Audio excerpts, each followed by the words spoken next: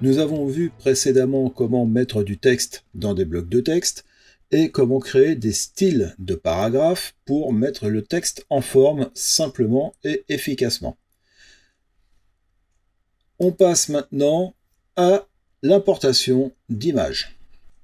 La première solution, la plus simple, qui est utilisée par la plupart d'entre vous sur beaucoup de logiciels, ça va être un cliquer-glisser. Je vais choisir mon image, je vais l'importer, mon curseur se charge, je clique et je glisse mon curseur, je vois la zone se dessiner, elle est proportionnée à mon image, je lâche le curseur et mon image est positionnée. C'est une solution assez simple, assez rapide, mais qui ne correspond pas forcément à tout ce que vous pourrez avoir à faire comme travail. Je supprime cette image et je vais passer par un bloc rectangulaire et là je vais tracer la zone sur laquelle je souhaite avoir mon image. C'est généralement plutôt comme ça qu'on fonctionne. Ça nous permet de créer une maquette, y compris si nous n'avons pas encore reçu les photos, les textes, les éléments, etc. Et cette zone de texte me permet d'organiser ma page pour avoir un document au mieux. Nous n'avons pas encore vu les systèmes de grille et de composition, mais dans InDesign et dans la mise en page, on va essayer de faire des compositions les plus agréables possibles, et pour cela, il est bien de passer par une maquette. Donc, lorsque j'ai positionné ce bloc, avec ma flèche noire, ma flèche de déplacement, je peux le mettre où j'ai envie, ce bloc. Je vais faire fichier, importer. Je prends une autre photo qui vient de Unsplash, ouvrir, et l'image est directement positionnée dans mon cadre. Par contre, l'image est positionnée mais à sa taille réelle, ce qui fait qu'on n'en voit qu'un seul morceau dans cette case. Pour la voir entièrement, ou au mieux, je vais faire un clic droit, ajustement, ajuster le contenu proportionnellement. Voilà, il m'a mis l'image en entier dans le bloc. Par contre, il me reste des zones vides. Si je dois absolument remplir cet espace, il va falloir que je fasse autrement. Je reclique, je refais un clic droit sur mon image, je retourne dans Ajustement et je vais à la place remplir le bloc proportionnellement. Cette fois-ci, il me remplit bien le bloc, mais je n'ai plus toute la photo dessus. Je vais donc devoir organiser soit ma page, soit mon image. Le plus simple serait éventuellement d'étirer mon bloc suffisamment pour avoir mon image en intégralité. Voilà, ça c'est tout à fait possible de faire comme ça, de le déplacer, etc. Mais ça va nous décaler notre mise en page. Je fais CTRL Z, commande Z pour revenir en arrière. Voilà, on est revenu à ce moment-là. L'autre possibilité, si je ne peux pas sortir de ce cadre, et que là, je ne suis pas satisfait de la position d'image, en passant mon curseur lorsque je suis en outil de sélection, j'ai un cercle qui apparaît au milieu. Si je clique sur ce cercle, vous voyez apparaître un cadre rouge. Ce cadre rouge correspond aux dimensions réelles de mon image. Une fois qu'elle est sélectionnée comme ça, je vais pouvoir le glisser. Mon curseur s'est transformé en main. Je peux donc le glisser pour le réorganiser dans mon image. Je peux éventuellement me mettre sur les poignées d'angle. Attention, si je le fais comme ça, je déforme mon image, c'est catastrophique. N'oubliez pas d'utiliser la touche Shift, qui est la touche de contrainte, pour ne pas abîmer les proportions. Mais si je réduis, je me retrouve à nouveau avec un vide à droite ou à gauche. Donc je vais simplement faire comme ça, positionner mon image au mieux dans le bloc. Notez que si on respecte bien les règles dont on a parlé, et si le but est que mon image recouvre la page intégralement, il faudrait donc revenir sur mon bloc avec l'outil de déplacement. Ce coup-ci, je ne vais pas cliquer sur le cercle, je vais sur les poignées du cadre bleu qui correspond au bloc de l'image, et je vais étirer ce bloc jusqu'au repère de fond perdu.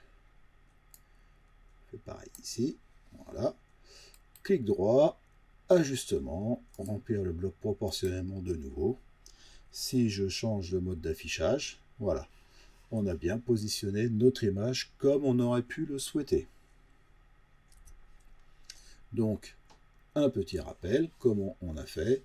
On a pris un outil bloc image, on a tracé notre zone, qui ne correspond en rien à la zone de l'image. Là, c'est arbitraire, c'est vous qui choisissez les dimensions. Fichier, importer, et choisir l'image. On se retrouve donc dans cette configuration-là. C'est ce que nous avons fait depuis tout à l'heure. Maintenant, on sait qu'il va falloir adapter notre image. Si on le fait pour une case, un clic droit dans Ajustement, remplir le bloc proportionnellement, voilà, les problèmes sont réglés. On n'aura pas d'autres soucis à se poser à ce niveau-là. Mais si on a besoin d'intégrer plusieurs images à la volée, on peut éviter d'avoir à revenir sur chaque image par la suite pour ajuster le bloc. Le bloc peut être ajusté automatiquement.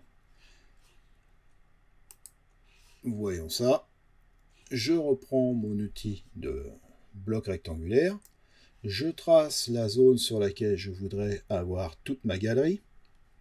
Mais là, je ne vais pas lâcher mon clic. Mais là, je ne vais pas lâcher la souris. Je maintiens le clic gauche enfoncé.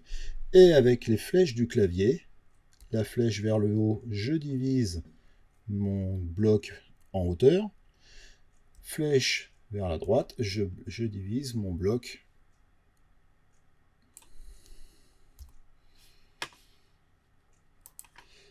Je vais prendre mon outil bloc et tracer la zone sur laquelle je voudrais que ma galerie apparaisse. Je ne lâche pas ma souris, je la tiens toujours. Avec la flèche haut du clavier, je vais diviser mon bloc en deux, si j'appuie une fois, dans le sens de la hauteur. Avec la flèche droite du clavier, en appuyant deux fois, je divise deux fois dans le sens de la largeur. Je lâche ma souris, je vois que j'ai les 6 cases avec les 6 croix qui ont été réalisées. Je vais pouvoir me servir de ça pour créer une galerie photo. Avant d'aller plus loin, je laisse l'ensemble sélectionné et je vais faire un clic droit sur Ajustement, Option d'ajustement de bloc. Lorsque je fais ça, une fenêtre s'ouvre avec un ajustement automatique que je coche. Je vais choisir Remplir le bloc proportionnellement et je vais prendre en référence le centre de chacun des blocs. En cliquant sur le coin en haut à gauche, l'image se redimensionnerait, s'adapterait dans le bloc à partir du point haut à gauche et donc partirait dans ce sens-là. Ce n'est pas forcément le plus intéressant pour nous. Donc je vais rester ici sur la référence centrale. Je ne vais pas mettre de valeur, je ne vais pas mettre d'espace, je ne mets rien, je fais juste OK. Et maintenant, je vais essayer d'aller chercher 6 images. 1, 2, 3, 4, 5, 6. Je maintiens Shift, je sélectionne les 6 images d'un coup et je fais ouvrir.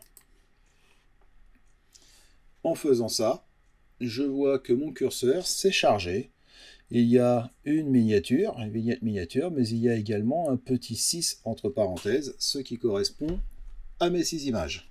Avec mes flèches clavier, je peux choisir laquelle de ces 6 images je souhaite mettre en premier. Mettons que je vais choisir celle-ci et je clique dans le bloc concerné.